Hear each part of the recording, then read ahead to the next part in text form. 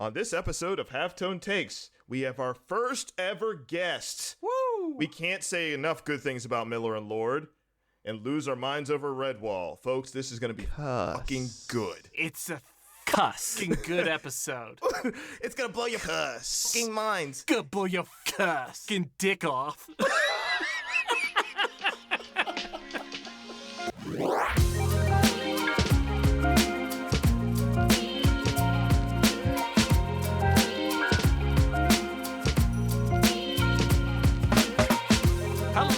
Welcome to Halftone Takes, high contrast conversations where we zoom out to see the bigger picture.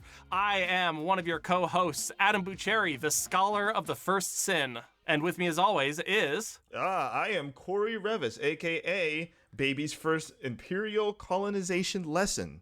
So, it'll make sense further down, okay? It'll make sense further down. It's gonna make so much sense. Yes. And with us, for the first time, our first ever guest on Halftone Takes, it is a very great pleasure to introduce you to my coworker. Uh-oh.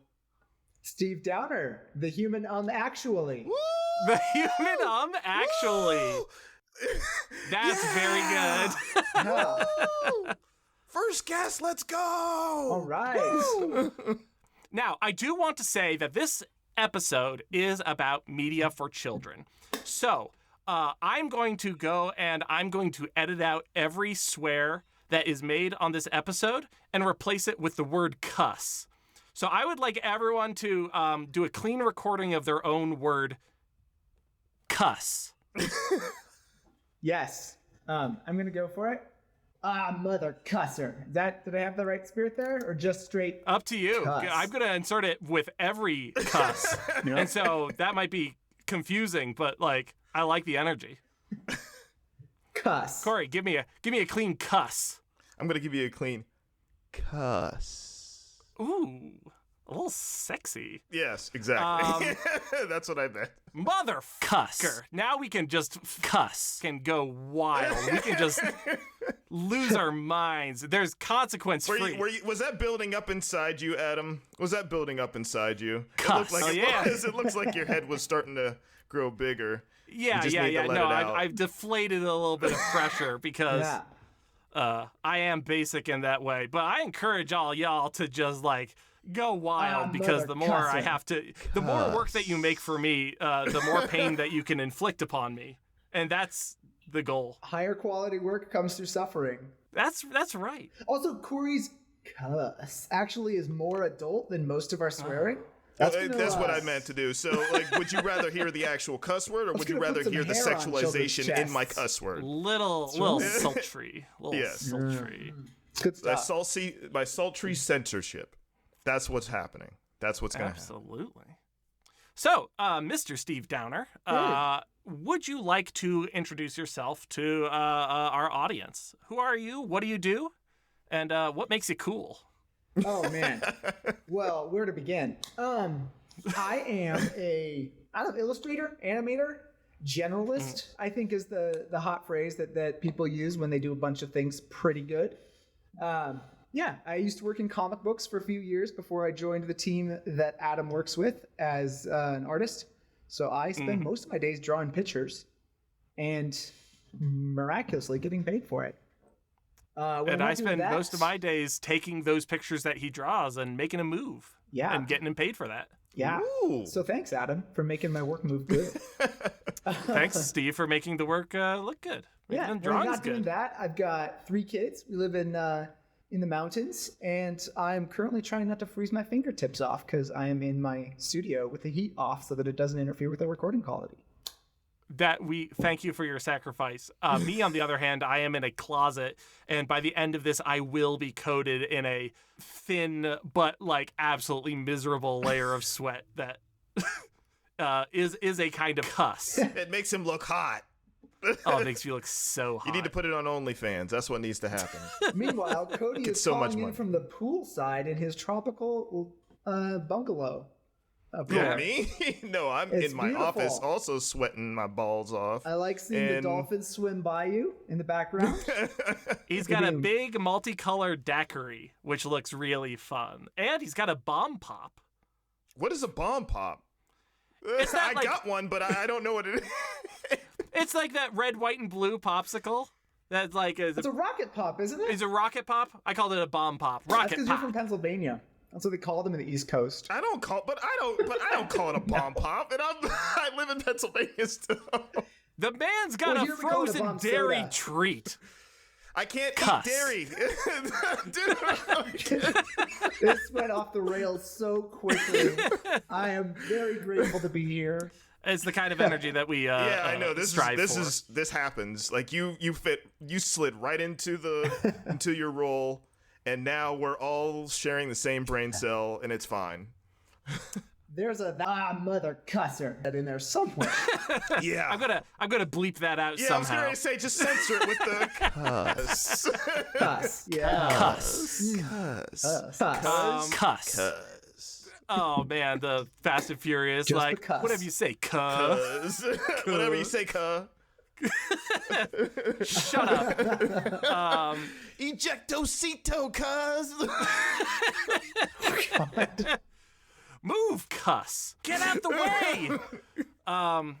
That's a Too Fast, Too Furious goof. From way back in the day, actually, because he used to say that to me, So and long like ago. in the whitest way possible. Hey, Corey, move, bitch! And I'm like, oh, It's very fun to just be like, Corey, can you teach me how to Douglas? Oh, please I'd like don't to do know this. how to Douglas. Actually, that's not the worst. I think he forgot the phrase that would actually make me cringe. But I mean, you would always be losing your mind when I would say hella. oh, So I would no, do it's, it as it's much there. as possible. It was almost there. Adam would literally come over to me and say, "That was hella tight," and I'm like, "Please Hella don't do tight. this." Well, whatever whiteness quotient Adam is guilty of, I think you could probably double that for me. Like, just add a layer of homeschooled on top of extremely white, Oh yeah. and I will bring it. It is perfectly fine because I don't think we have to have him on the person I'm about to mention. You know who I'm talking about, Adam. You know. I who I'm assume talking- you're talking about the one, the only Doug, Yeah. friend of the show, Doug, who we mercilessly I've been- bully basically every episode. I don't like. Is Doug the show's punching bag? No. He's the Doug is scapegoat? literally me, except he's like white and like reverse. Doug is me in reverse, basically. If that makes any sense. He is probably my oldest best friend. We were best friends since like 6th grade, and we'll have to have him on the pod eventually. We'll get him on someday. We got to find a topic. Yeah. Speaking But, of yeah. topics, today's topic is media after kids. And by that, I mean the way that your relationship to media in general changes after having kids. And Steve, we needed someone more qualified than us. That's all I can say. Yeah, qualified. That's a strong word. I have kids, and we consume media, mostly Bluey, which I share with Adam. I've talked about Bluey on the show a bunch of times. I love Yes. Bluey. Bluey's some good cuss. Yeah. I've seen a couple of episodes and I'm like, But here's the thing is I do as in this is really good, but what is Australia smoking? That they have so much content that's super good coming out of Australia for some They're reason. smoking government subsidies, I believe. That they don't they have some, Oh yeah. some nice They're like animation? funded. Oh, okay, no, Support? no, Yeah, no. they're I got funded. it. It's good I got stuff. it. Oh, sorry. What are they smoking? Bushweed. Oh, Boom. very nicely done. So, I'm sorry, Adam. What was the question?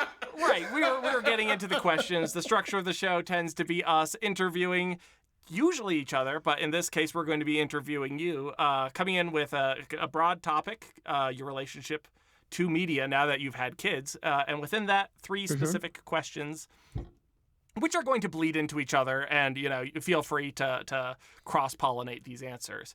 But the 3 questions are: what media is happening around you? Which is to say, what's on the TV? How are you? You're reading your own stuff, you're doing stuff, but in your home around you is a lot of stuff that's going on. Some of it's under your control. Some of it, I assume, completely out of your control. And I want you to share with us that experience.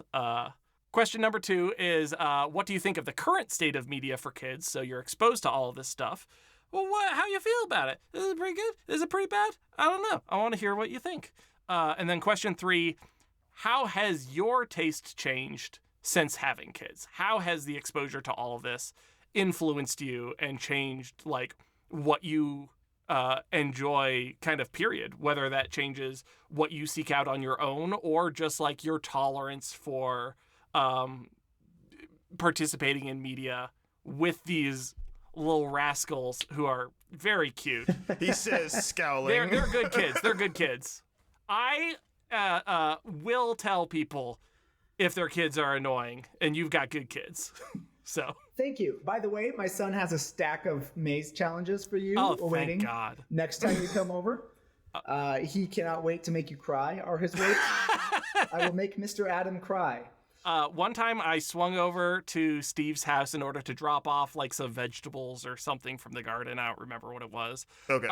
But his son, middle son, smushed his face against a window and was just like, Mr. Adam, can you do a plane race with me? And I'm just like, I don't know what the fuck a plane race is. I wish I could. I want to say yes so bad. With some major, like, 4-year-old hyper-aggressive energy. Aggressive, yeah. Like very Aggressive forward. is the default setting. Mr. Adam, you gotta do my mazes! You stop now. How many licks does it take to get to the center of a Tootsie Pop? It's like he has, like, I think you should leave energy, where he's like, I'm not leaving until you do a maze! In that exact face, too. Wish you could have seen that on his face. I think Tim Robinson and Adam have a surprising amount of spiritual overlap. The more I check out, I think you should leave. The more I'm like, this is Adam. Like, There's a lot of... It is. This is Adam when he gets somehow. hyped. This is crazy.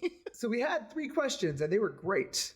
I did want to say before you start, Steve, is I am very much looking forward to this because, to your input, because I basically, since I've been in, like, from, like, animation and been interested in all that kind of stuff, all things media, I wanted to target kids. Like, I was big into wanting to make children's content or kids content or whatever, like, people like to call it nowadays. Like, I just like the children's / family, wheelhouse.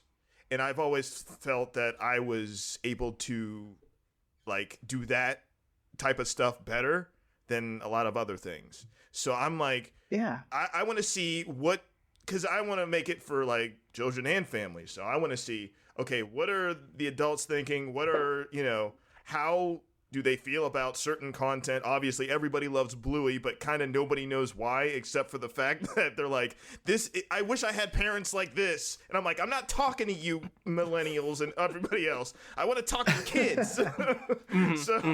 Yeah. So yeah, I'm very much looking forward to your input on all of this and, just Absolutely. what you have to say about all of this.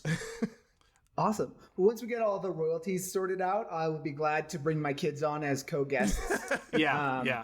We got to get the legal once involved. we get the payment structure sorted out. Yeah. Once their child stardom is firmly established in the podcasting world, we'll really be able to build something here. I feel like Cassidy would make a really great interview subject where you'd just be like, do you like snakes? And she'd be like, let me think about that. It would get deep quickly. Yeah. What It would get kind very of snakes? philosophical. That's what she would probably ask. Exactly. She'd Yeah. get very introspective. That is true. Well, I'm excited to talk about this because usually I'm used to being ignored, so that's great. As a dad. Right. Your first question was it what's in the air around you, basically? Yeah. What media is happening around you? Yeah. So on a given day, man, there are only a few streams. There's books and TV are the primary media that float around in our house. There's not a lot of video games. Not a lot of podcasts. Kids are young for that. Check in 5 years and we'll see where all that is. But there's often 2 or 3 series that are being watched. It's usually something very preschool friendly.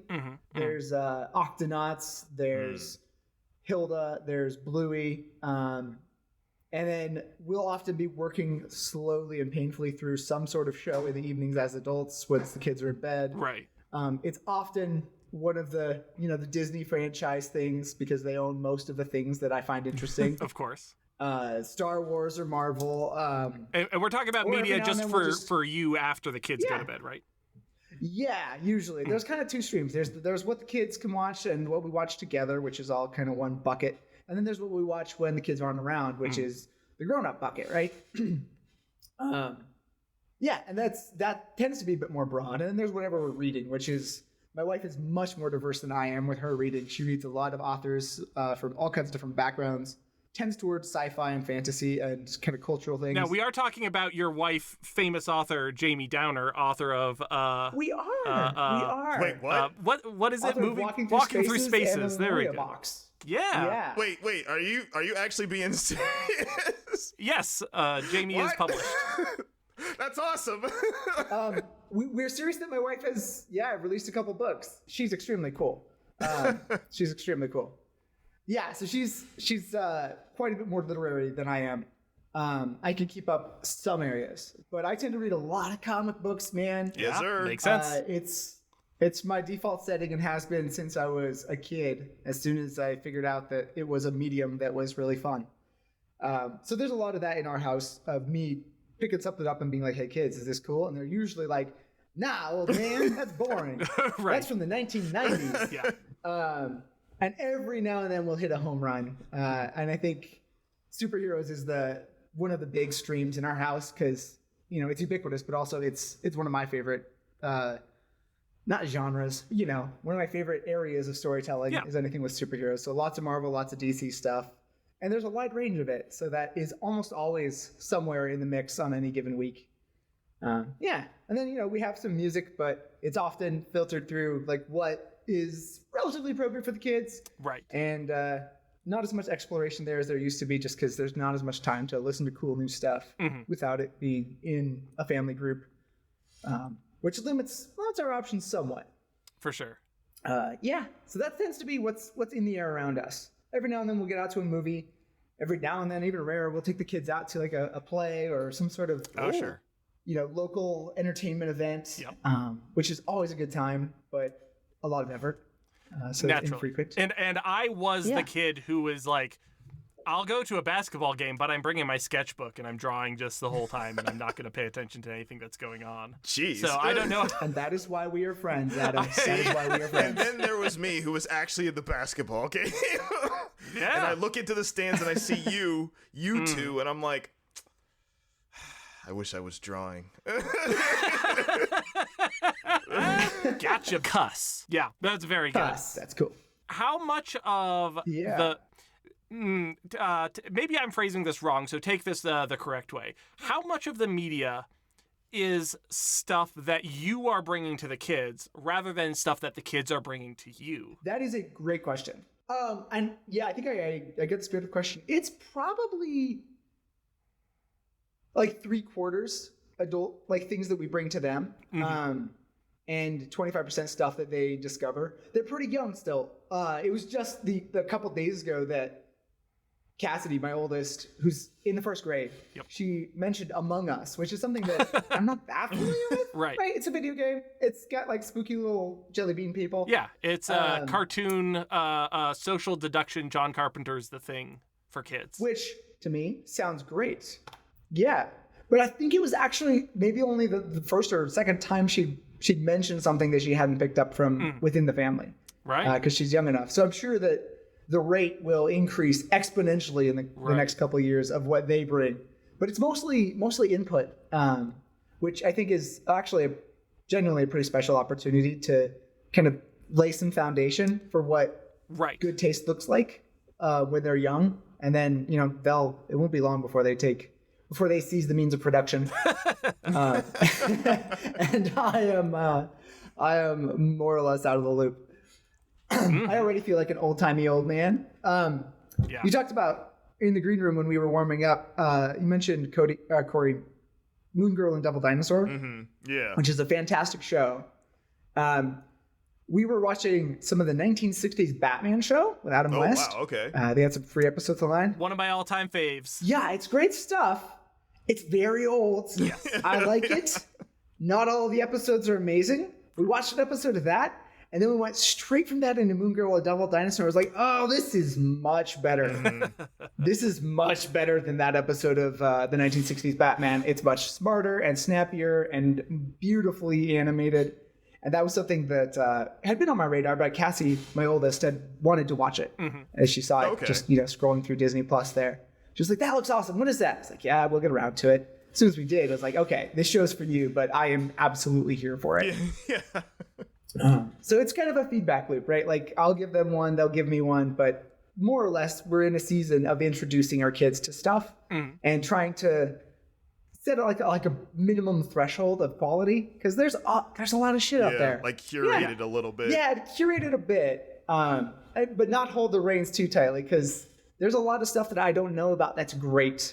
So sometimes, taking cues from other parents or kids who are tuned into different streams that I am can have a lot of fun for all of us. Can have a lot of pleasant surprises. Yeah. Corey, do you have any follow-ups on that? Oh, no, I'm just thinking of Moon Girl and Devil Dinosaur and how good it is. Yo, that one episode where, what was it? Like the lights were out and it was all sound stuff? Like there's an episode where it was all really cool audio. Yeah. Audio visualizations. Yeah.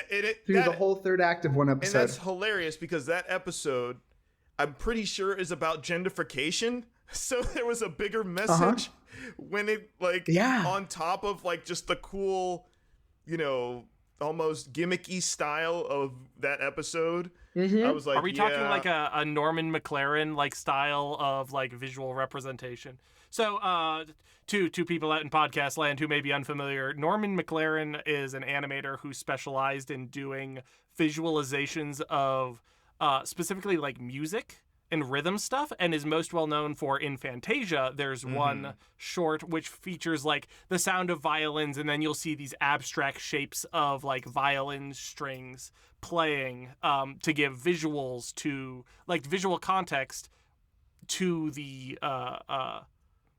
music the that's audio. happening in the background. The audio. Ratatouille also kind of riffs on this with the way Remy describes flavors and giving these visualizations to an abstract concept. So is it that kind of? It is kind of like that. Yeah, it's kind of like a mix of that. Because that's actually, I didn't even think about that, but it is kind of a mix of that and the way almost beatboxing works. Ooh. And just the amount of the amount of percussion that is in the vibrations of said percussion and everything. They do a really good job of that. And it's like I said, and Steve said, it's very creative and and that's on top of just the the theming and everything. And they do that with almost every episode too, which is amazing how they do that. And they mix in Marvel lore. They mix in Marvel lore and like Easter eggs and stuff. And I'm like, what? How? I wanted this. And then I look and I'm like, it's oh, a smart okay. show. Because guess who's the executive producer of that? And not only that, but he stars in the show too.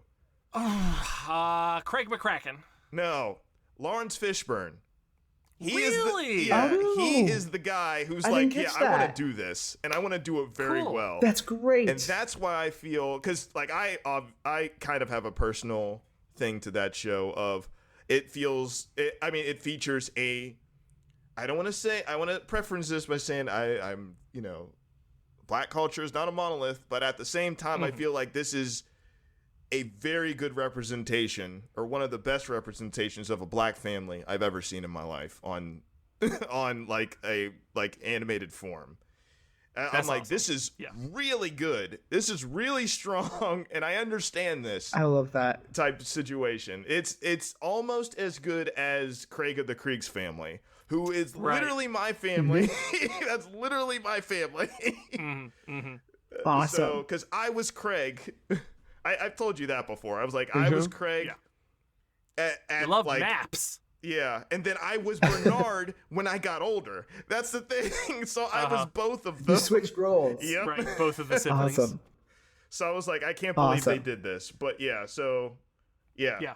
Moon Girl and Devil Dinosaur was already on my list, but Steve also sent me a link to that sequence specifically, and I watched 5 seconds of it, and then I stopped it, and I was like, I know I'm gonna like this show. So It's good stuff, man. It's good. It looks rad. It's really good. It feels like it exists in the wake of like a post Spider-Verse animation landscape. Yes. For sure. Mm-hmm. Absolutely. Because I do feel like that movie seems like it blew the doors off a lot of things in that area of like creative, inventive animation and superhero media. Yeah. Like it really breathed some new life into both of those bubbles pretty dramatically.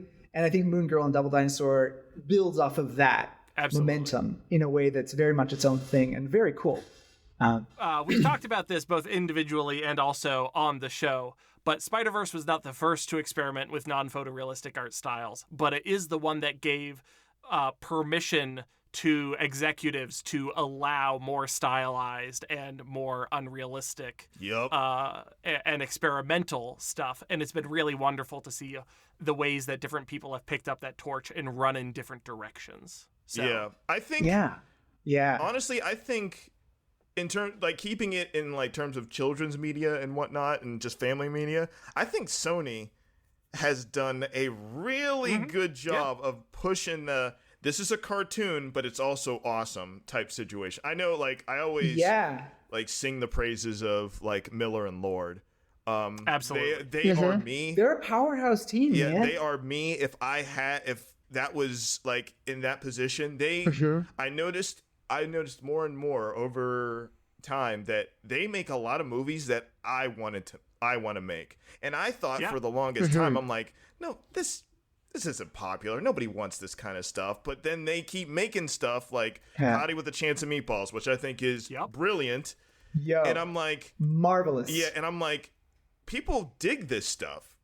Another one that rocked our socks was and it's got Lord Miller attached, is Mitchell's versus the Machines. Oh man, absolutely, and amazing. It checks all those buttons, right? For like really distinct visual style, really unexpected story and story beats, and very authentic. Yeah, like emotional heart underneath the surface of the great visuals and the great story beats. And can I say it's got a real heart that beats? Yeah, and can I say that the humor in that is like spot on? Like many of like their films, like the humor is like amazing. It hits the sweet spot of it's not annoying, but it's not played out either. And to me, that's amazing. Is you can hit that like Goldilocks zone of this is like not too cynical, but at the same time, it's self-aware enough that it's like, okay, you get that we're laughing. You get that we're laughing. We want you to laugh with us type situation. Yeah. Man, I think that if there was like, if we were putting together a canon of modern, like contemporary 21st century family classics, like Lord Miller would be just categorically on the list. Yeah. In the way that like Spielberg stuff was in the 90s or, Walt Disney stuff was in that first wave. Feels like they're just that mark of quality. I think that Lord and Miller like really are disproportionately responsible for the animation golden age that we are in because I think that you can trace that lineage from the Mitchells or Cloudy with a Chance of Meatballs as like the first of this kind of new wave. And then the Lego movie I was being just like about the to say next the Lego major movie. Huge one. inflection point Absolutely. before Spider-Verse really like blew the doors open. But Spider-Verse, for as much as we talk about it, like with all of these things, there's no such thing as an overnight success. There's a decade of movies that led up to that point. Yeah. And I think that's all really fascinating stuff. Yeah, it's Yeah. that whole legacy is amazing, and they're still going, obviously, but it's amazing that it's even starting to branch out because now they're not necessarily behind in the director's chair as much anymore. Now they're actually just setting out their producing tendrils and saying, no, we approve of this. No, this is good. No, this is, and I appreciate that because it allows more variety of other people's minds saying, no, we can do stuff like this. This is good. We're on a roll type situation. So Yeah. If I can pivot back to a topic question, something that I was curious about is how much quote unquote real adult media is there that you try to sneak in between the hours, you know? Alien. When do you show your 4-year-old Alien? when do you get to watch the movie that really cuss stuff up? It's actually a very active discussion right now, man. I'm trying to get more beeps in here, right? Trying to up the number of beeps. Cuss. Every time. That's a very active discussion, actually. It has been for a couple years, ever since we kind of got the full set. We've got a 6-year-old, a 4-year-old, and a 1-year-old. So, each of them has different things that are appropriate for them, even at that age. And the spread's just going to keep changing as they get older. Yeah.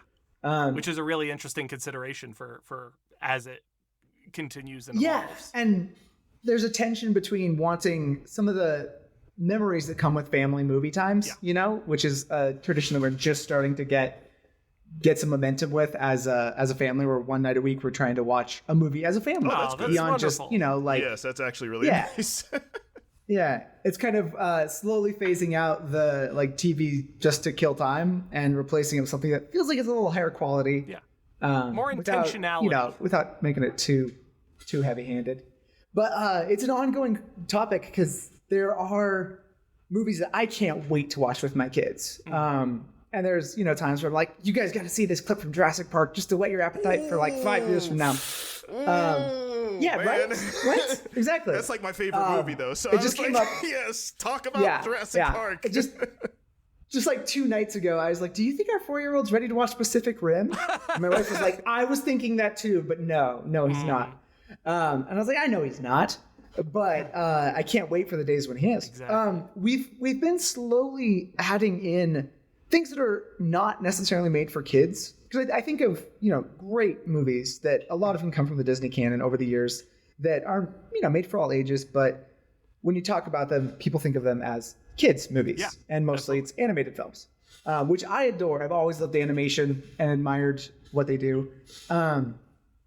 But I do think there's a distinction between the content that tends to be in animated films and the content that isn't. With, you have your heavy metal movies that you're probably not going to have my kids watch heavy metal just because it's animated, because I'm not stupid. And it's a medium, not a genre. Yeah. But all that to say, introducing movies that are not animated or not necessarily made with children in mind has been really enjoyable. And so far, we've only done some really old classics. We've done Singing in the Rain, which is great. Oh, nice. It's a great movie. Yeah. And we did The Adventures of Robin Hood with Errol Flynn as a dashing psychopath. We had a good talk about that, and just Errol Flynn's unhinged Joker energy, where it always just seems like he's about to snap. Where he just cannot wait to stir the plot up to some mayhem. Yeah. He's totally chaotic good. Emphasis on the chaotic, though. But that movie is one where my 6-year-old, we got to the end and, he stabs the villain and the villain falls dramatically off a staircase and flumps on the floor. And I was like, oh shit, did we go too far? Is this going to be upsetting to my kids who haven't, I don't think, seen any on-screen deaths before, especially in live action. Right. And my daughter's like, is he dead? I was like, yeah, sweetie, he is. I tried to soften it. She's like, good. Yes. Because the story worked. You're gonna go far. She got the story. She's like, this guy's loathsome. This character is atrocious, and for the story, this is justice, and it's good that the hero stopped the villain. Yeah. And it's simplified. It's a very archetypal movie, and it's great. I adored it. But they've surprised me with what they can and can't handle. We watched The Incredibles 2 a couple nights ago. Yeah. For another family movie night. And that's one where my 4-year-old was really upset by the beats in the story where Mr. Incredible and Elastigirl are mind controlled, in the third act. Spoilers. Because for him, the idea of your parents not being safe is one of the scariest things imaginable. My 6-year-old was just like, this movie rocks. This movie's great. The baby is hilarious. The action is great. Well, I think I'm not at all bothered by this. Age as Dash, I think. Like, yeah, I mean, relatively? our family maps really well to The Incredibles. She's kind of like about Dash's age, but we've got a girl, a boy, and then a baby girl. Yep. And yeah, like my son at one point was shouting, like mapping each of us to The Incredibles. And he's like, I'm Dash. I was like, Papa, yeah, you are. Watch this, and then he just runs full speed into a wall. Oh, yeah, And it's like it's you were not there. hurt whatsoever because babies just no. bounce. Just No. And at the end of the movie, he was like, I didn't like that. We need to give it away. That's what he need said. to give it away. Yeah. Wow. Yeah. Harsh. He wanted to make sure that it doesn't come to get him again. And so we stretched his comfort zone. You know, it might have been inappropriate, and he wasn't like having nightmares or anything. And I don't think it harmed him at all. Right. But I think that gentle stretching of their comfort zone and stretching of what they are exposed to. I mean, I'd rather be the one who's there for that than anyone else. That's awesome. I trust myself to know them and introduce them to new things in a measured way that's appropriate. And there will be a day when they get to watch Alien, and it'll probably be a little younger than they should be because I am not a patient man. And that will be a good day. You want to hear another tale of Doug? Doug was introduced Yes, to please. Alien at 8, Yep. and he loved it. Oh, good man. He said his mom's just like, it should be fine. And he's like, nah, this wife- is one of his favorite movies of all time. It had 0 scars. It left 0 scars on him. My wife has a very similar story where she said that her parents were just too tired to tell her no. And so she watched Alien with them and loved it. She's like, why are you showing me this? This is scary. Don't stop. Yeah. Well, I mean, I absolutely. think maybe we all have kind of a similar thing. I'm leading into this because I did want to ask you a question, Steve. Sure. But the idea of like just being introduced to stuff, not necessarily scarring for the most part, but just a little bit more adult than usual. Not what you would go to for like a children or family thing. Because I immediately think of like Jurassic Park, where I was introduced to that at maybe, I think 14. Specifically because my mom was like, I don't want you watching this, because my mom is a huge scaredy cat. So she's like, I don't want you watching this. It's going to scare you. Then she's talking to me and my other 2 siblings, who I'm the oldest, so they're younger. And obviously we looked at each other and we're like shrugging, like, really? It can't be that bad. And we love dinosaurs. So what she had us do is she turned on all the lights in the living room. Yes. She sat in the other room, but she could see us, and we all sat on the couch, and we all watched it kind of quote unquote together. And I will tell you straight up right now, we laughed the entire movie. We're like, this is the best thing ever. Now, like, obviously, like I said, we're still kids, but she thought it was going to be so scary. I'm like, this movie is the most awesome thing I've ever seen. And it's so funny. Like, the first guy who died, we're like, we were just like, what are you doing? And it's the black guy. Oh, we just like looked at each other. We're like, this is going to be a great movie.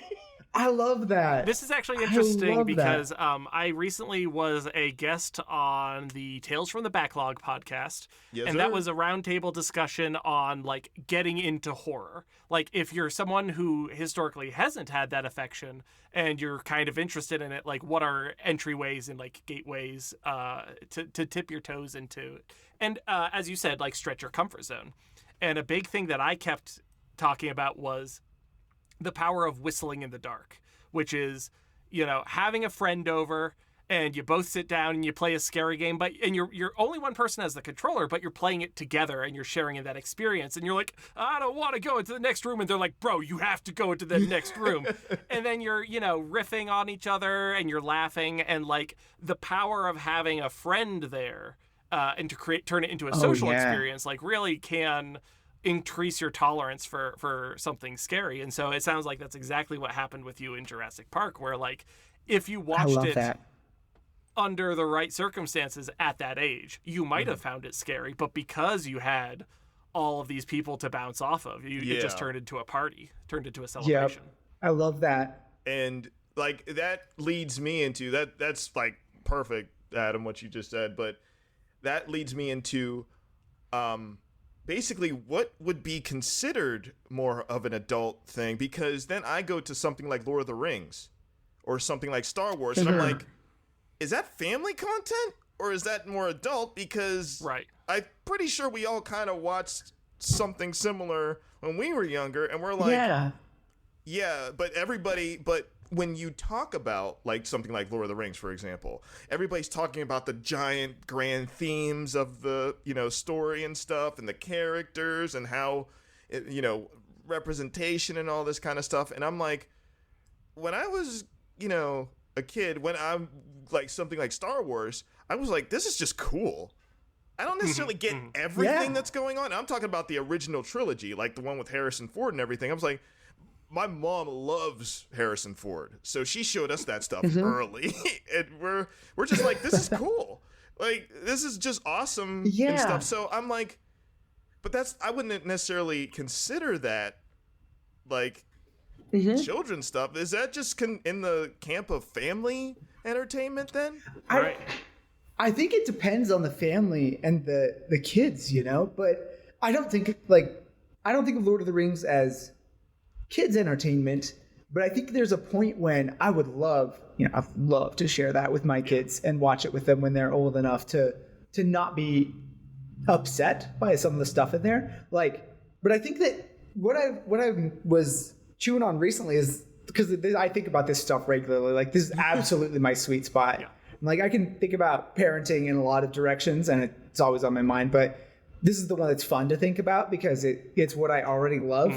And honestly, my taste is not very adult. Sure. I don't know if I ever quite got all the way there. I think I aged out of adult things, and I'm like, yeah, kid stuff is where it's at. You sound like me. You sound like me. I'm in my 30s, and I would rather watch the Justice League series from the 2000s than, I don't know, Succession? Right. Is Succession still a show? That's a thing it's that's finished. on. It's wrapped up, but like, yes. That's a show for grown-ups, It's right? supposed to be excellent and very mature and blah, blah, blah. Yes. And, I would rather watch Moon Girl and Devil Dancer because I stalled out sometime in the early 2000s as a teenager. Fair enough. And I've come to terms with that. Somehow I was allowed to procreate, and here we are. The cycle repeats itself. But that said, like, I do feel a little bit of responsibility to give my kids a sense of taste that's probably broader than my own, because I was very self-developed most of my life in that, because I grew up, like, this is not going to get too deep, but I grew up in a very, very narrow bubble of what was considered safe and appropriate media for kids, and the list was about like 5 or 6 items long, and the first 4 items were the King James Bible, and the last item was, I don't know, maybe something that's derivative of that. Right. Maybe VeggieTales. I will unambiguously recommend VeggieTales as like a very competent piece of media. That recommendation. But with the qualifier that it's basically the Muppet Show with vegetables, and that is its biggest strength. So maybe just watch the Muppet Show. But so that said, like, most things were contraband, and so most things were experienced alone or with a group that thought they were doing something wrong, unless I was at a friend's house. And then I'm like, this is kick-ass. I cannot tell my parents I watched this. So forming stuff for my kids and like what is appropriate and what isn't, I didn't have that frame of reference for my own like shared experiences growing up. I was like, it's probably all inappropriate, but this is kick-ass and I want my kids to know about it. So I've kind of been thinking that tone is a huge influence on what is and isn't appropriate. Because I think of like your average Marvel movie, tonally, it's super light. Like, yeah, you might have like a million extras getting slaughtered in the battle in Infinity War, but tonally, it's very fun and triumphant and lighthearted compared to a similar scene in Return of the King. It's a lot heavier.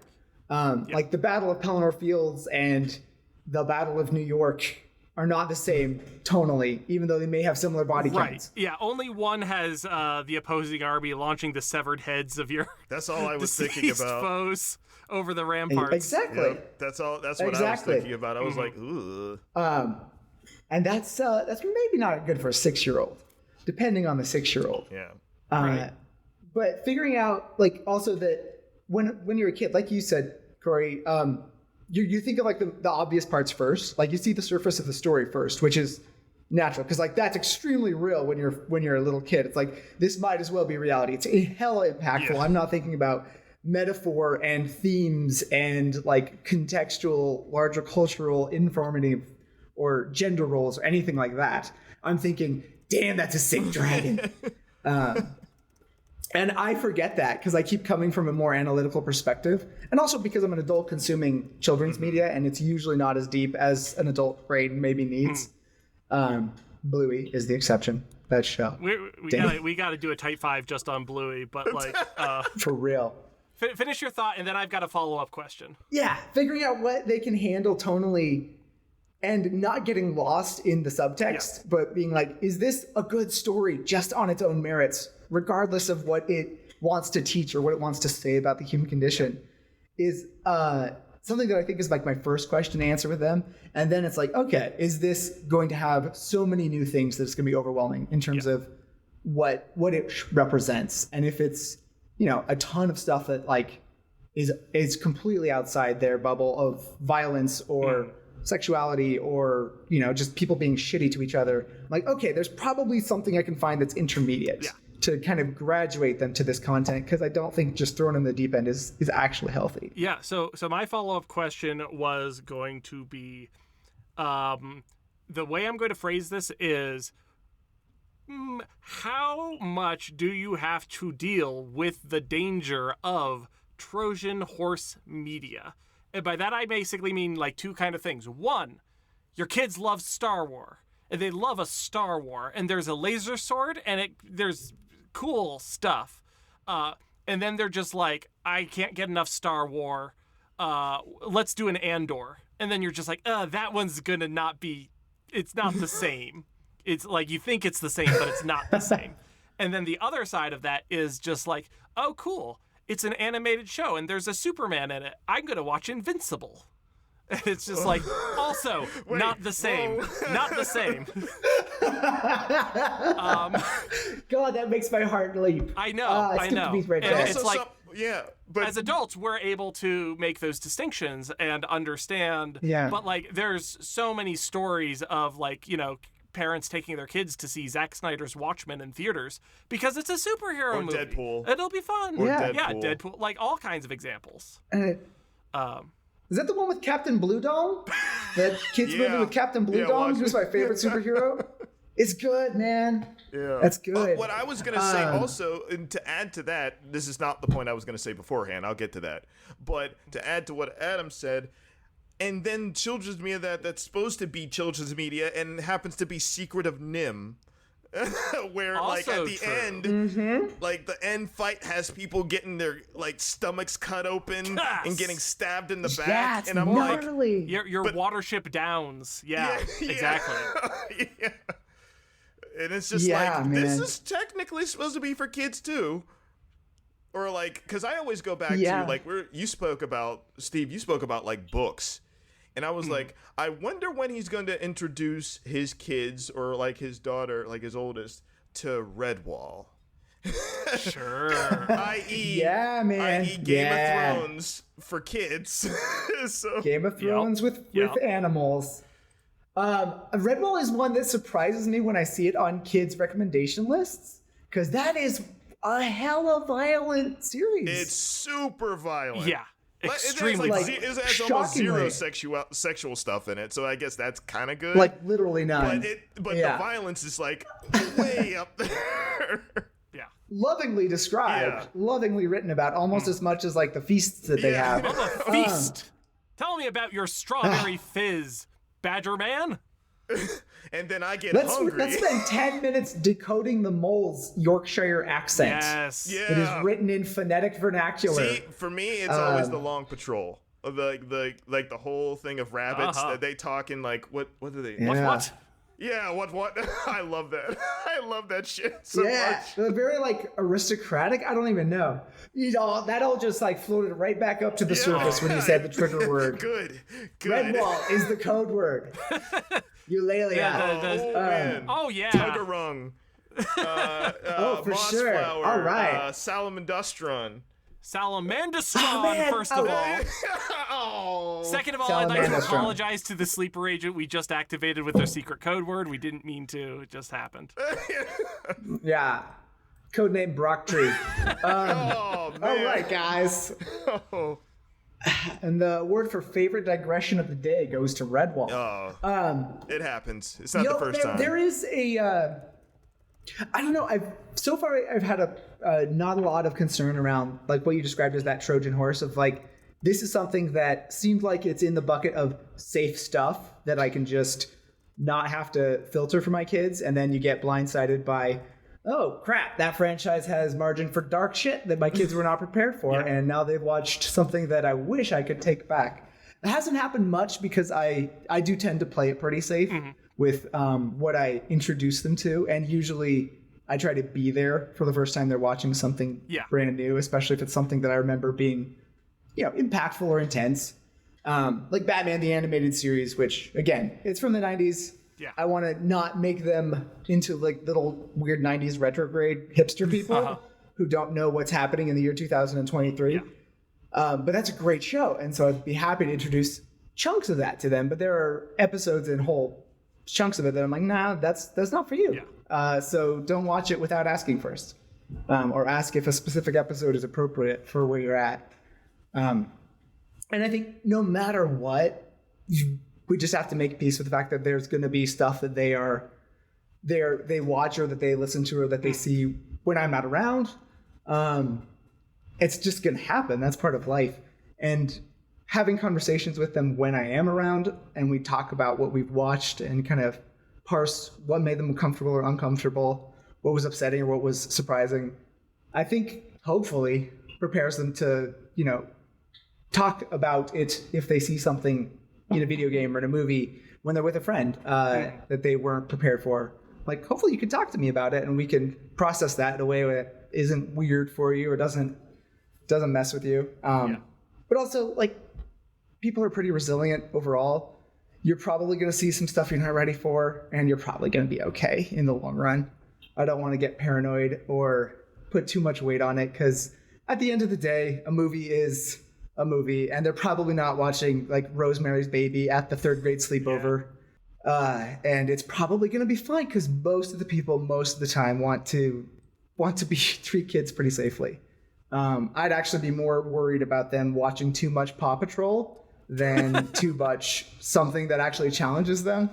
Because I think if you get too accustomed to just like the visual equivalent of white noise, I think that's probably less healthy than seeing something that challenges your brain more than it's ready for. Mm-hmm. Especially in that stage of like development. Like, I mean, for me, like there was a similar thing. Like you talked a little bit about like your background and stuff. There was a similar thing with my parents, like especially my mom, who she was like, it was like the golden age of Nickelodeon. So we were only allowed to watch specific things because she was scared that like something like the Wild Thornberrys, we weren't allowed to watch that for a while. And we had to, I remember I had to literally convince my mom, this show is about animals. You like us learning about animals, right? It was something like that conversation. And then she's like, okay, that's great. That's fine. But don't watch Rugrats. That stuff is gross. And it reminds me of Ren and Stimpy. And like... She's just anti-Klasky Cupo and their cussed up little guys. Yeah, well, it's more of... Is it like the grotesque aesthetic just threw her off from the jump? It was more of that. Like, if it looked gross, it was Ren and Stimpy. It was one of those classic things of, what are you playing that Nintendo for when I'm clearly have a PlayStation controller in my hand? But like, stop playing that Nintendo. It was one of those situations. Right. And obviously, as we got older, she kind of just like, okay, whatever. But I remember distinctly, like, no Rugrats, no Wild Thornberrys. Hey Arnold was a big ask. And Hey Arnold's like one of my all-time favorites, but that was a huge ask. Like, man, there's like the entire, unless it was, which is funny because she would get on us about like animated stuff, but the live action stuff that they had on Nickelodeon was fine. Like all that and everything, which was basically SNL for kids, and that was fine. But I remember, like, no, I don't want you watching any like Rugrats. That reminds me of Ren and Stimpy too much and everything. And eventually I ended up watching Ren and Stimpy anyway, and I was like, this actually isn't that bad, because then that was like the eve of SpongeBob, which was like the new Ren and Stimpy. And until and I remember early SpongeBob, she was like, oh no, but then she started watching it herself, and she's like, okay, this is fine because this is funny. And so I'm like, okay. I gotta wonder how many of the like hard pass boundaries are based on like a 2-minute first impression from a parent who just does not have time to actually do the due diligence. Yeah, they're just like, it feels better to just do a blanket ban on that thing that I cannot be bothered with. I mean, and I think that's one of my secret fears, that I'd be that guy, and I'm like, I hope not. It's never been easier to be informed. Yeah, I mean, it sounds like you're not. It sounds like you're doing a good job of like, this, like you and your wife are basically easing your kids in to the water without just pushing them off the edge and saying, you'll swim. You'll learn to swim. Yeah. I mean, I was going to save my compliments for the end of the show, but like, I genuinely find you not aspirational, because I ain't having no kids, but like really admirable as a parental figure. And I think that you really have a wonderful philosophy and approach to you're doing all of this with a mindfulness and intentionality that I think is somewhat rare. And I admire it. Thank you. Yeah. I was going to be flippant and say that I learned it all from Redwall, but I think actually I should be honest and say that my wife gets a ton of the credit. Like, she's one of the most intentional people I've ever met, and the care that she brings to relationships and thoughtfulness about every area absolutely goes for how she relates to our kids, and I'm lucky to ride her coattails most of the time. Also fair. Big shout out to Jamie. Yeah, she's great. Yeah, she's a treasure. And I do want to say that, I second Adam. Not the whole no having kids thing. Me and my wife, we do want to have kids eventually. Nice. But we aspire kind of to be parents, like kind of like what you're doing. Especially in terms of my wife and your wife, it basically sound like they're the same person.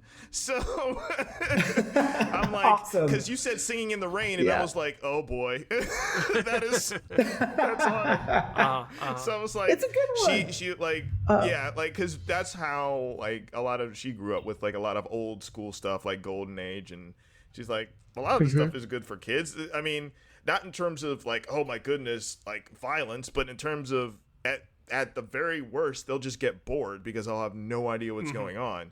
Yeah. But if you introduce that stuff early, like it's like, oh man, I love like musicals and old school like stuff like that. So and to be honest, I had to require them to not run off when we were watching Singing in the Rain, because there are bits where the characters are talking and they're talking about things that my kids don't have context for, because it's about the movie industry in the 1940s and it has no bearing on their experience, and then someone sings a song and that's great. And there's a big reveal at the end that is a little bit conceptually complex, where it's like this person is stealing another person's credit for their creative output, and this person is torn onto whether or not to be loyal to the bigger project or to be loyal to the person they're attracted to. That's over their heads. But they felt like hell yeah, Lena Lamont got her comeuppance at the end of that movie in a way that was really visceral and satisfying. And I think part of the whole project of giving them media that is a little bit ahead of where they're at is stretching their attention spans and challenging that in a way that I don't think would naturally be challenged if they were only exposed to contemporary media. Because things are pretty damn fast paced these days, and the stimulus is pretty constant. And older media is just wired different. But there's a lot of treasures from the back catalog, of especially movies, I think, that I'd love for them not to have to wait until they're adults to figure out. Like, I'd love for them to know who Charlie Chaplin is and some of the great films from the beginning. I feel like Buster Keaton would go over Buster pretty Keaton well. Swing. Yeah. Yeah, and honestly, 30s movies, especially from like that first gold age of Hollywood, are hella fast paced. Yeah. Like They're moving, Adventures they're of Robin dancing, Hood doesn't have any. Yep. Yeah, it doesn't slow Very- down, very man. modern. And Wizard of Oz is similar. Yeah. Yeah, and I think of even like the Maltese Falcon. That movie does not slow down Yeah. at all. I was pretty impressed when I first saw those. So I had a question for both of you guys, because as I think about like media for kids and what I want to introduce my kids to and what they're going to introduce themselves to, I hope, whether I'm around or not, I think of the power of like, it's a hell of a thing to have that first impression of something that you've never seen before, Yes. or a genre that you've never seen before. I think of the first time I watched a James Bond movie when I was 11 or Oh, so. man. I had never seen anything where the good guy killed people before. Oh, It was like a new concept to me. I was like, that's only a thing that bad guys do. The good guy is just icing people. I think I saw GoldenEye, so pretty yeah. good sure, introduction. of course. Or I also think of like high concept sci-fi stuff. The first time I saw something like that, I think it might have been Jurassic Park, or it might have been no, let's go with Jurassic Park for the sake of the discussion. And that movie scared the mother cusser out of me, because dinosaurs were eating people. And again, it was like visceral and larger than life in a way that I wasn't ready for, but I love that movie. Yeah. And I think that if I had not found a confiscated copy of you know the story in the Batman series where he gets his back broken and Jean-Paul Valley takes over as Batman, but slowly loses his mind and becomes Azrael Batman. And there's that bit in the middle where he takes down Bane after Bane has taken down Bruce Wayne, and he's got those sick like claw gauntlets that he's made as kind of his first adaptation of the whole Batman thing. Extremely 90s. Yeah. Oh, yes, and it's just sealed in my soul. If I hadn't found that comic book that my dad had confiscated from my older brother, I don't know if my life would have turned out the way it has, because that was so influential. I was just like, this is the coolest thing I have ever seen in my life, and I'm not supposed to see this. Yeah. That's incredibly impactful. So I wanted to ask, like, have you guys had those moments where, one, it was like unofficial or out of bounds content, and two, that birthed a love or a fondness for something that would probably not be there otherwise? Sure. Does that ring true, or is that a pretty isolated thing? No. I know that it's definitely happened for me. Like, one of them was like kind of like the Jurassic Park situation. But when I remember it wasn't really necessarily specific for me, but I definitely started looking at a lot more I would just say like content like that, like Jurassic Park. So I just basically, in my mind, I graduated to PG-13 movies, any PG-13 movies. It didn't matter what it was. But then I remember, was it a mark of quality? Yeah, I just wanted to see stuff. I wanted to see, okay, what else is out there? And I distinctly remember watching Blade 2 because it was on TV. Nice. Because this is the age of like cable. Nice. So if you had basic cable or just a little bit better, you could find something on TV and you're like just looking around, making sure your parents aren't around and being like, let's watch this. I want to see what this is. What can I find? And I remember watching that on TV and being like, wait a minute. Well, for me specifically, I'm like, wait a minute. He's a superhero and he's black and it's live action. Yeah. And he's the main character. It's freaking cool. This is awesome. He's the fucking coolest, let's be clear. Yes, it was amazing. I was like, and then I found out that wasn't PG-13, it was rated R, and I thought I was even more cool after that. I was like, I watched a rated R movie by myself, and it was awesome. Yep. What a great introduction to that, though. That is a perfect jumping on point. Yeah, and then I couldn't. And then after that, I was like, wow. I guess the possibilities are endless for me. And then obviously, as I got older, it was like, oh, I thought everything was like this, but it's getting better. So I was like, yes, more. Yeah, man. For the spirit of the question, like how much like transgressive media was there? I feel like the closest that I can come to, like my version of this would be like when I was, I don't know, too young, probably 8 or 10, that range. I did get like real into Mortal Kombat as like Yes. Yeah, there you go. and it was mostly just like arcade machines and me watching the attract mode and watching other people play, just being like, this is so crazy. This is so much crazier than anything else. And there's dragons and karate and like fireballs and stuff, and there's so much blood. Like, that's nuts. And so like I would just have sketchbooks and they were just filled with drawings of dragons, because I love dragons, and Mortal Kombat. Tons of Mortal Kombat. That is absolutely kick-ass.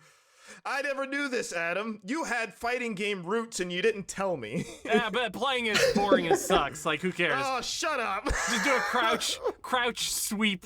Oh, shut up.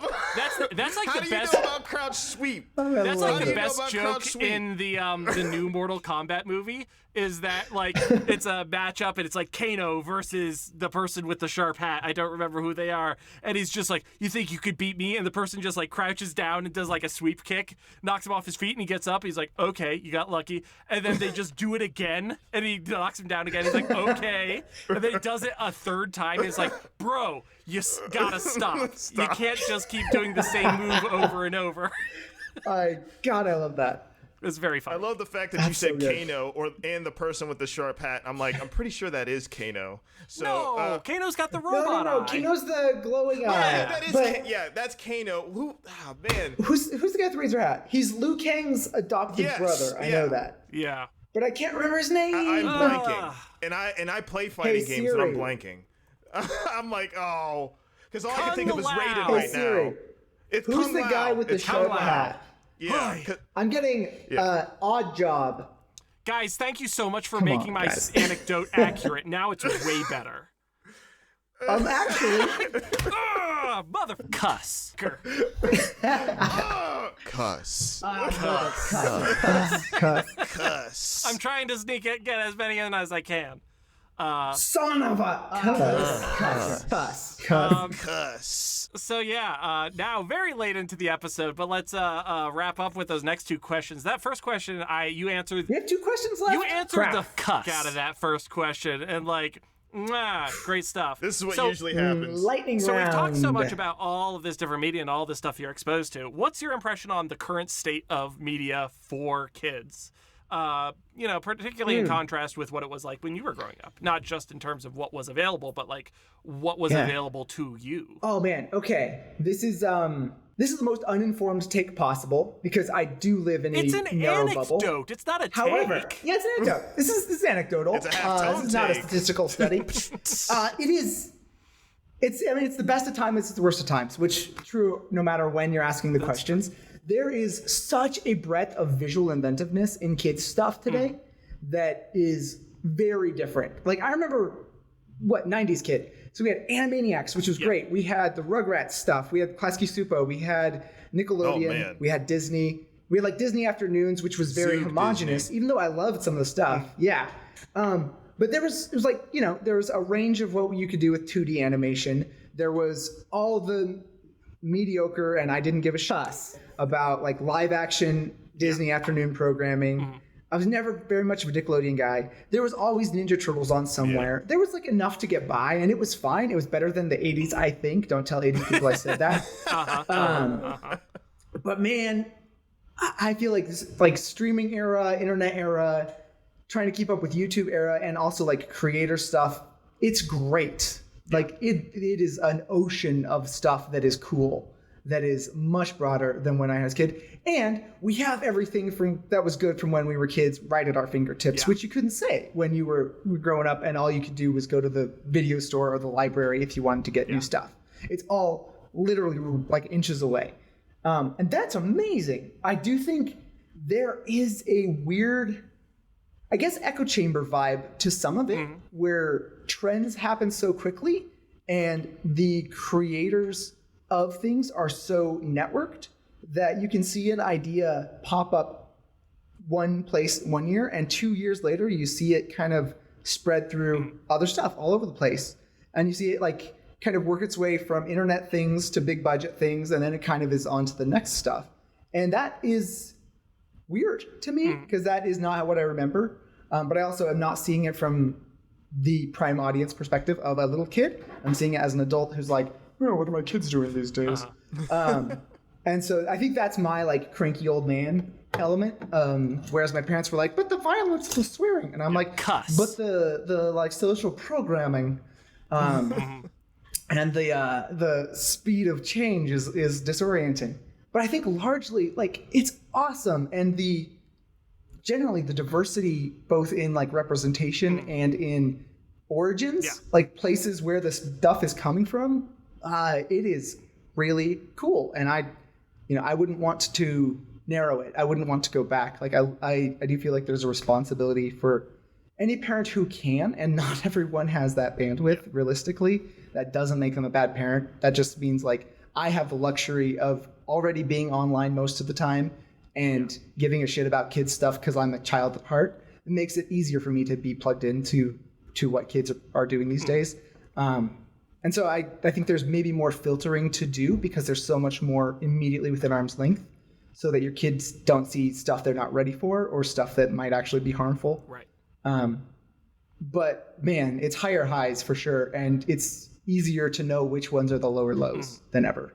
So man, overall thumbs up. Like it's good stuff these days. Hell yeah. Cuss. Yeah. Yeah. Great response. The only thing that I think, there has never been a second Calvin and Hobbes. Like there's never been anything like that again. Man, that's good stuff. I was reading through that again, and it is as fresh as the day it came out. What an interesting touch point that I wouldn't have thought to include in this conversation. But like, yeah, I devoured Calvin and Hobbes as a kid. Man, yeah, me too. Some good stuff, man. Yeah.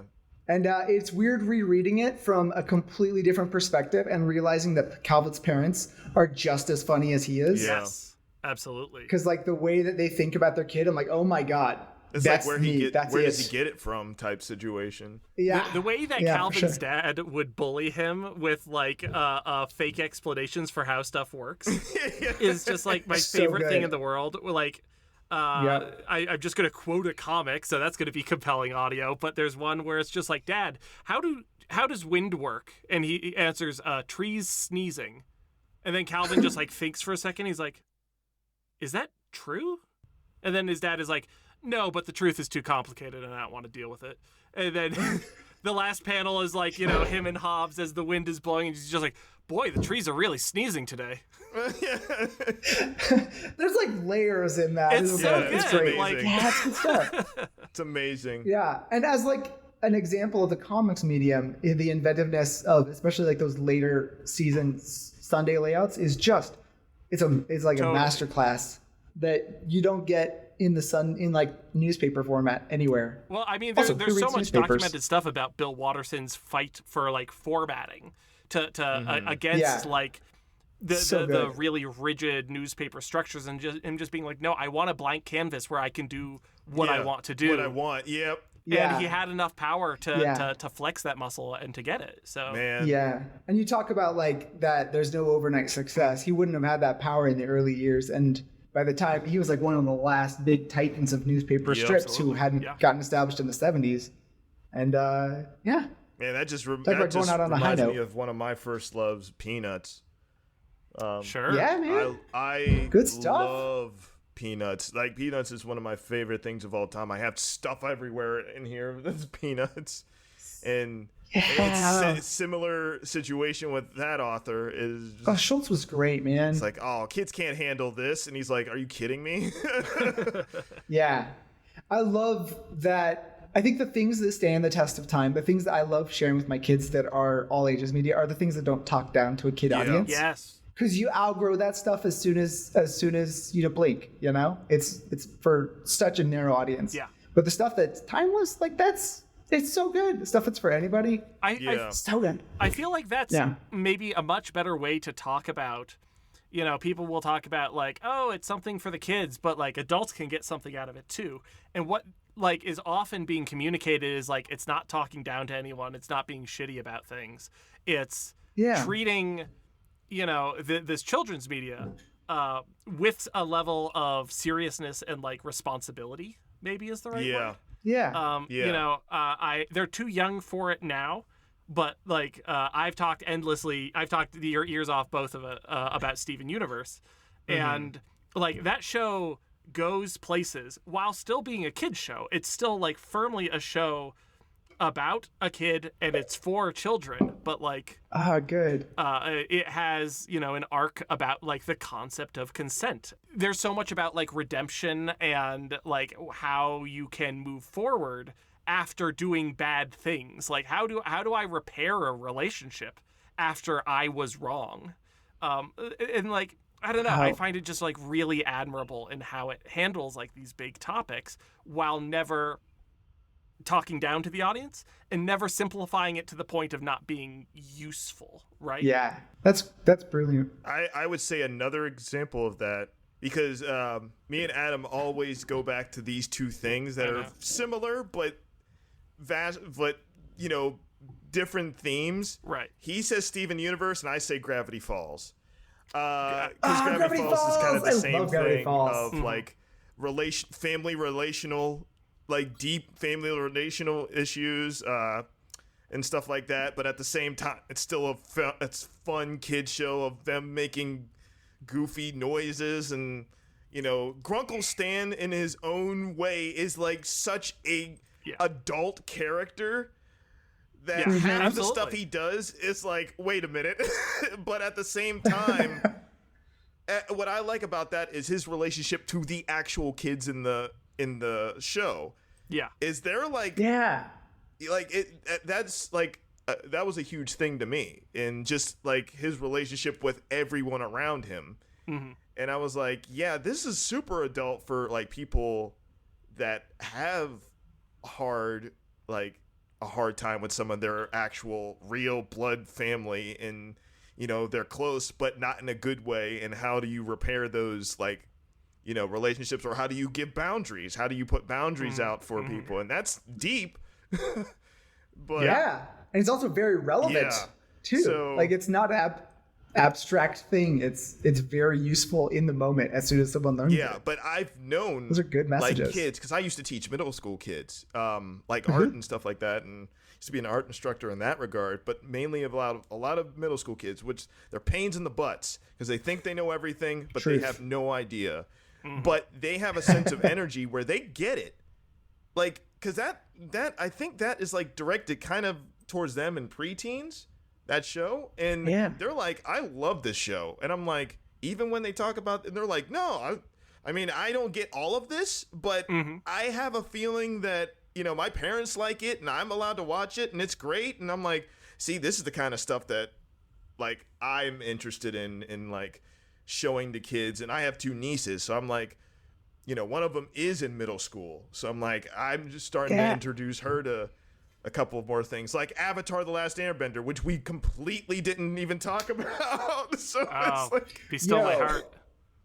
That one is in the wings, man. The whole thing, and then by the time we finish it, it'll be probably straight into Korra, which is also so and it's good. Just like that is like, I don't know of very many classic like slow burn progressions of you watch this when you're a kid, and as you grow, the show grows with you type situation. But that is like, I feel like it's that and Harry Potter are the two that come to mind most directly. Right? I know Harry Potter does kind of a similar thing too. So can't think of many others though. I mean, like Percy Jackson, I'm sure. Yeah, like Percy Jackson is kind of the same thing. Experience. Although we're gonna hopefully see how that goes in live action. I hope it's gonna be. Oh yeah, they're adapting that again. Yeah. Yeah, fingers crossed. Yeah, I know, exactly. I'm going to give a shout out to from my childhood. I don't know if you guys got into it the way that I did. Like, used to be an embarrassing revelation. Now I think it's getting a redemption in the critical consensus. But Animorphs, when I was a kid. That is a show that is a book series that starts out like pretty casually and then pretty quickly is about like grappling with the repercussions of war crimes and like do the ends justify the means. And it gets hardcore. Wow. Yeah. Oh man, that is a blast from the past right there, Adam. See, but that I just remember loving the covers so much. That's what I was thinking. Absolutely. And like the little you can flip the corners and watch them more, but flip style. But you know what's so funny about that, Adam? Like you just said that, and my mind immediately went to, okay, what other children's stuff that they thought was like too hardcore? I'm like, Goosebumps. which like some of that stuff was insanely crazy. Genuinely my first chapter books. Like, Yeah. I was too scared. I've told this story before, I think, on the air of like being invited to a slumber party and not being able to handle the fact that they were watching The Haunted Mask on VHS, despite the fact that I had read the book 20 times and I owned all of them. And I would like, my parents would come back from like, you know, oh, I was at a thing and I saw a Goosebumps book, so I bought it for you. Here you go. And I'd be like, great, I will see you in 4 hours. This is Carly Beth's head. This is important to me. That's all so I remember good. from that So movie. good. Is this is Carly Beth's head. I was like, oh man. But yeah. like nobody talks about that. Like we're like there's such a discussion about kids. They can't handle scary stuff. I'm like, have you seen Goosebumps, which are specifically for kids, and it's to scare the shit out of them and like in the best way possible type situation. And those books, some of those books were like actually for real scary.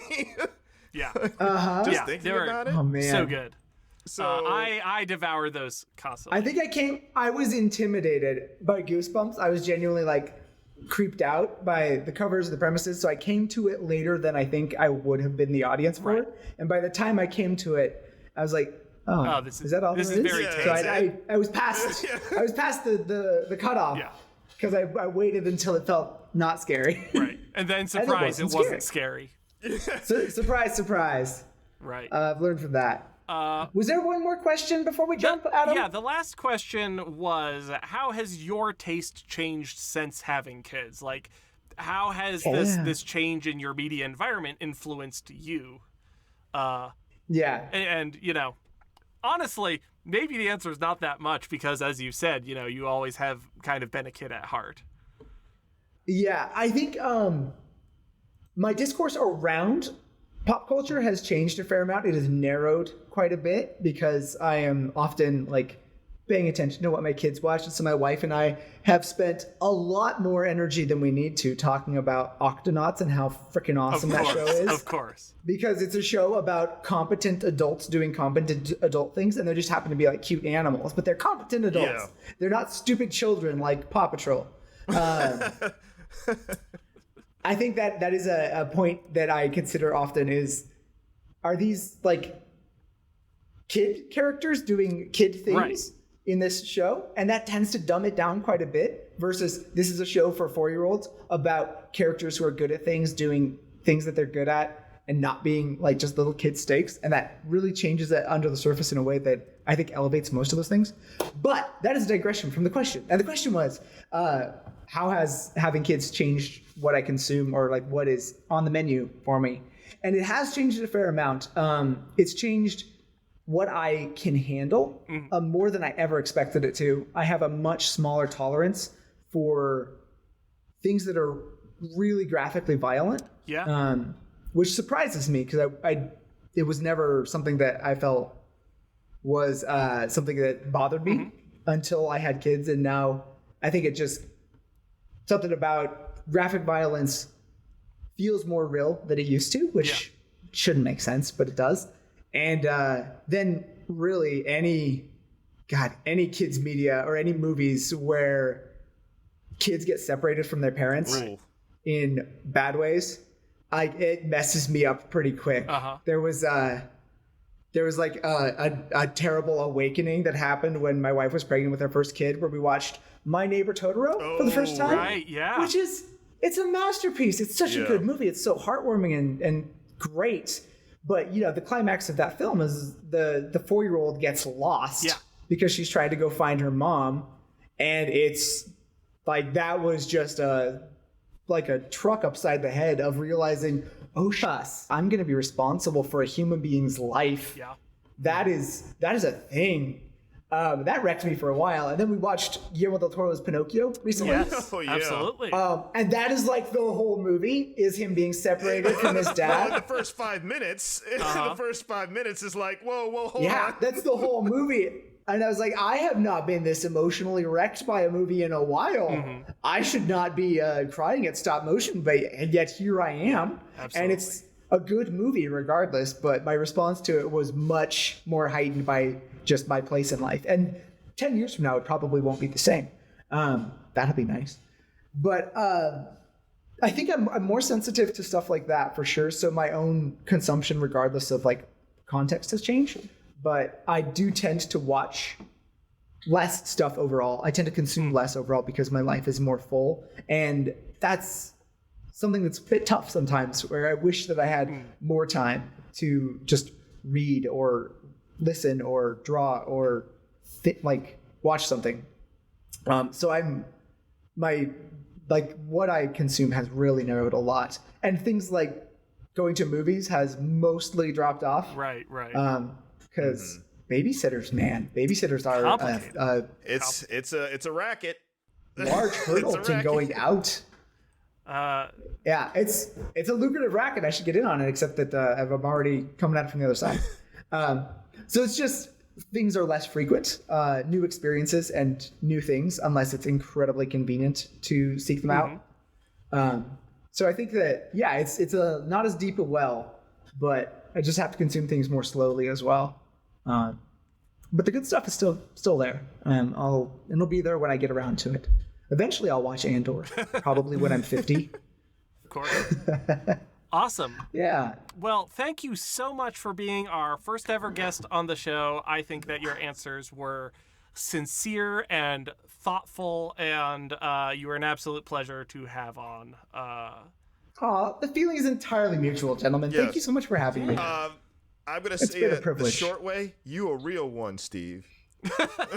Aw, You's a real you. one. I appreciate that. That's great.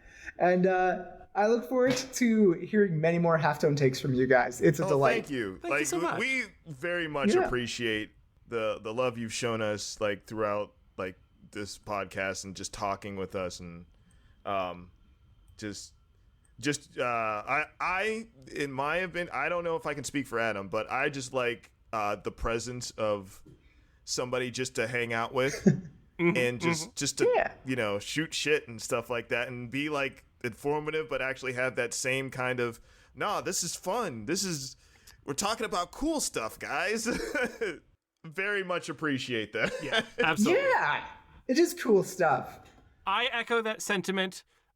Steve, you need to drop cuss. Cough. Get the fuck out of here. Leave. Leave. All right, I cuss. I will. Also, okay, last note, you can cut this from the episode. I just wanted to gush about the fact that my favorite director from the Justice League series was Joaquin Dos Santos. Yes! And he was the lead Yes, director sir. on Yes! Across the Spider-Verse. Yes! And that just I was my guy. thank you. My guy, you arrived. Somebody saw it other Right? than me. Thank you. Oh, yeah. I was like, yes. Yeah, he's so good. He so graduated. Good. All right, guys. We all knew he could do Right? it. We all knew he could do it. Yeah. We were behind you the whole way, my man, and now you made it to the big time. Oh man, I was so happy right, when I guys. saw that. So yeah. So good. Thank you so much.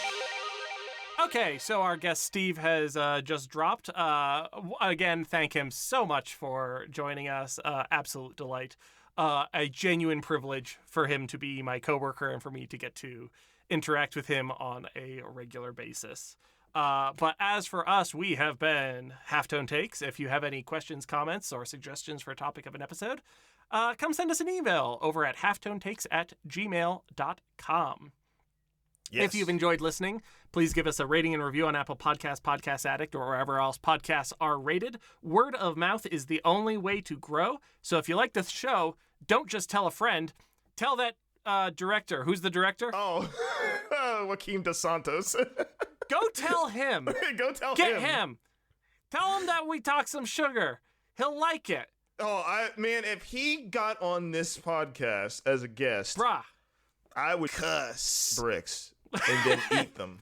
You want to make Corey cuss bricks. Yeah. So get that message to him. Get that. No, I'm dead serious. If anybody knows him, if you have any connections, get it out there. Tell him. Tell him I love him. Tell him him. I. Tell him. But anyway, yes. And also we have a Instagram account. So check us out on Instagram at Halftone Takes. I'm going to start posting regularly just snippets of stuff. If we mention things on any of the podcasts. Hey, you won't know the context of it unless you listen. So you might want to listen, and then you'll be just like, listen, oh, bro. that's why he posted that. I don't get it, but I'm still gonna follow. Corey has been releasing little doodles for the episodes, and recently you did one for the anime episode where both of us are in like Lupin the Third style. Yes. And which like, we didn't even talk about in the I know, episode. and I love Lupin the Third. Yes, me too. But like that is genuinely like one of my favorite drawings that anyone has, like my favorite representations of me that anyone has ever done. Like I find it so charming. Well, I loved it. It's us. I'm really happy that you really like that because I kind of felt the same way. It's like our personalities, in anime form, and I actually kind of love it. Yeah, it's really good. Please check out that Instagram because I find it so charming. Yes. Yeah, so that's today's episode. I have been Adam Bucherri. I am an animator and game designer. You can find my tabletop games at boocherry.itch.io. That is boo like ghost, cherry like fruit. Corey, who the cuss are you? Who the cuss are you? I am Corey Revis. I'm an illustrator and comic creator. You can find me on Instagram at EARTHUR_1. So that's Earther1. I'm on Instagram. Check out my comic, Dawn of Time. It's on Webtoons. It's pretty awesome. I'm still working on stuff because I had to upgrade my computer. So it should be out soon in the next episode. So, yeah.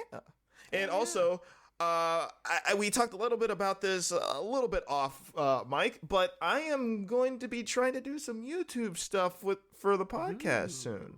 So you might, if you're lucky, we have a special thing coming up soon. I'm going to say soon that you guys might be interested in. Hi, my name's Chekhov. I'm going to just put this great gun here on the mantelpiece. It's probably not going to come up later, but I just wanted you to... Is it loaded? Oh, yeah. Like, for sure. Oh, yeah. Oh, Quote, yeah. unquote. For sure.